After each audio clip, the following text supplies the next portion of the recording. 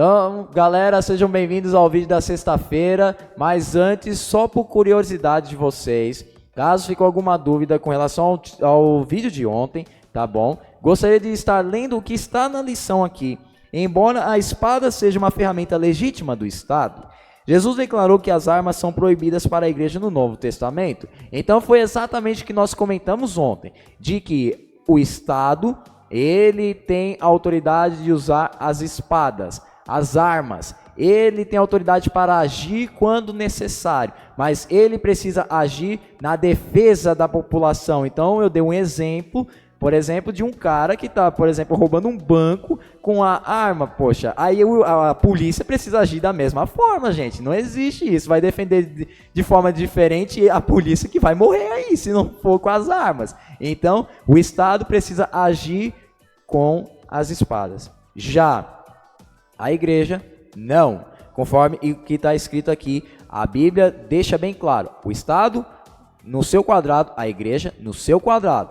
Definido isso, então, nós vamos então para o vídeo de hoje e o assunto que temos que tratar. Então, vamos conversar aqui Mateus 22, o versículo 21 e 22, tá bom?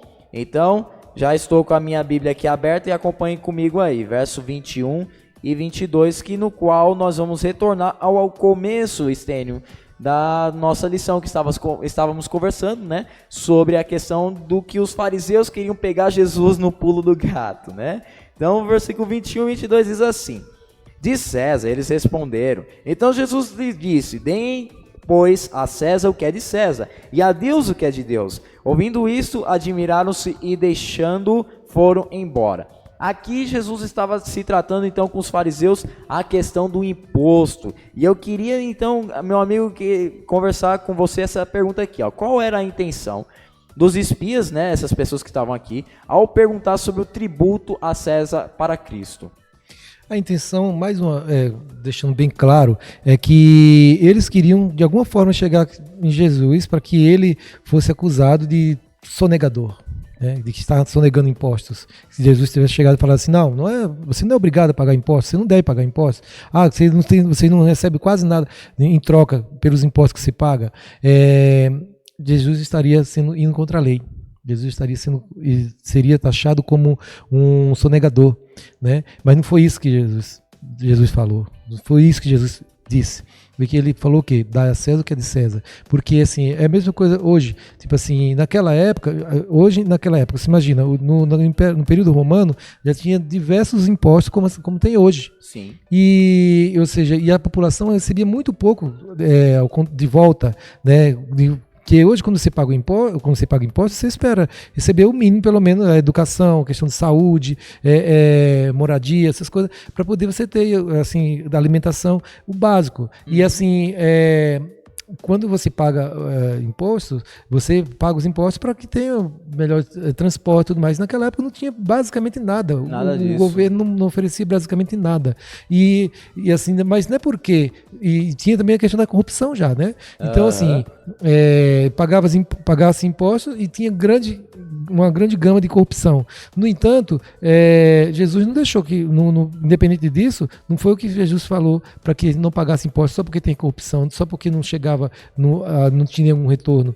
É a mesma coisa hoje. Hoje seria, não é porque tem governantes que não são corretos, que não agem de forma correta com os seus impostos, que você tem que deixar de pagar impostos. Você tem que pagar os impostos porque, afinal de contas, o reino que você almeja não é aqui na Terra. O reino que você almeja não é aqui na Terra. Então, por isso, você tem que pagar aqui na Terra os impostos que ele é devido, que você tem que pagar. E não é fácil. A gente sabe que não é fácil pagar a quantidade de impostos que a gente paga hoje, mas, mesmo assim, é uma obrigação nossa. E a gente tem que cumprir com a nossa obrigação. E não só como igreja, mas como cidadão. É isso aí, minha gente. Então, ser um cidadão de bem é o que Jesus, está ensinando aqui para nós, de que as leis dos homens, quando o governo instituir uma lei, a gente tem que dar importância para isso. E no qual, do mesmo jeito, quando a gente se trata, por exemplo, da questão do dízimo, a igreja precisa de dinheiro para as coisas funcionarem, e o governo também precisa de dinheiro para que as coisas no país funcionem. Então, ele precisa, para te dar uma boa segurança, pagar a polícia. E se você quer ter uma boa educação, precisa também investir nisso. Galera, então, o imposto é importante e Deus reconhece a importância disso. Então, dê à autoridade o que ela precisa, no qual, se eles vão usar o dinheiro depois corretamente ou não, aí é problema deles, aí é consciência deles com Deus. A sua parte nós devemos cumprir. É isso que Jesus está ensinando aqui. Sim, porque assim, independente do que você está pagando o imposto, tipo assim, tem o ideal e o real. Nem sempre da forma real é o que você espera. Porque você espera, quando você paga os seus impostos, ter uma boa saúde, uma boa educação para os seus filhos, você ter um transporte público de qualidade, tudo isso. Isso seria o ideal que o governo pudesse oferecer para você. Agora, se não vem dessa forma, ou seja, se eles fazem diferente e esse imposto que você paga não chega em você da forma devida, como você imaginar que deveria chegar, né? Eles utilizam os impostos de forma incorreta, não é você que você não deve deixar vai sonegar porque está pagando o imposto e ele não está fazendo a parte dele. A sua parte você está fazendo. Sua parte, que é pagar o imposto, você está fazendo. Agora, a parte deles, se eles não estão fazendo, não é com você mais, é com eles. Exatamente. Meu amigo, então mande para nós o último versículo bíblico que estaremos lendo, então, durante essa semana. Bom, agora vamos, João 18:36. Diz assim, ó. Tá na outra página, me pegou aqui, hein? O meu reino não é deste mundo. Se o meu reino fosse deste mundo, os meus ministros se empenhariam por mim, para que eu não fosse entregue aos judeus. Mas agora o meu reino não é daqui.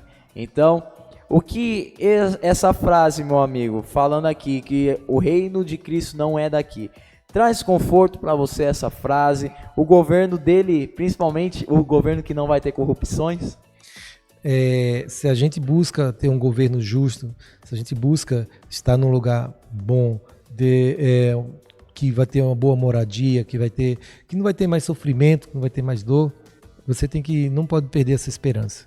E você tem que buscar colocar a sua esperança, você tem que colocar a sua esperança no governo que está por vir, no governo de Deus. Quando Jesus voltar, aí sim, aí vamos ter justiça, não vamos ter corrupção, não vamos ter dor. Então, vai ser aí sim. Então, na minha visão, eu vejo assim que a gente tem hoje aqui, nós estamos nessa terra de passagem, e que nós temos por obrigação como se fosse um treinamento para ir para esse reino. Exato. Um treinamento para ir para esse governo. E principalmente porque lá também teremos leis a serem seguidas. Exato, lá teremos leis a ser seguidas. Então, assim, aqui, mesmo de forma um pouco torta, digamos assim, por causa que existe corrupção e tudo mais, nós temos que seguir, nós estamos nos preparando para isso. E se a gente quer se preparar para o reino de Cristo, a gente tem que seguir o que diz a lei, seguir o que se você consegue seguir hoje, você quando o reino de Cristo chegar, você está preparado. Exatamente. Então, a gente tem que seguir, é dessa forma que a gente tem que seguir. Maravilha, meu amigo. Bela colocação. Então, minha gente, do mesmo jeito que o reino de Deus também tem leis, aqui a gente já pode ser um aprendiz, né? Aprender a obedecendo as leis dos homens, também aprenderemos a obedecer a lei de Deus.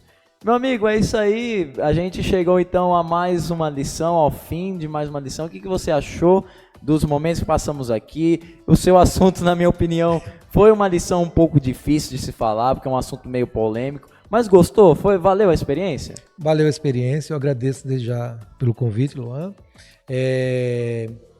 Realmente foi uma lição um pouco difícil, não só de estudar, mas assim, de poder tentar buscar sempre a neutralidade, né? Porque por ser um assunto muito polêmico, mas eu acho que foi muito válido e tem que ser falado também, né? E afinal de contas a lição vem falando sobre liberdade, e a gente tem que ter essa liberdade de poder falar para as pessoas poderem aceitar de forma livre também o Evangelho de Cristo. De acordo. Então, meu amigo, para finalizar então a lição, aponte a lição lá para aquela câmera e a gente vai agora nos despedir. Minha gente, tamo junto. Eu e Stênio nos despedimos aqui, mas na semana que vem tem mais um convidado especial aqui conosco. Até mais e fique com Deus.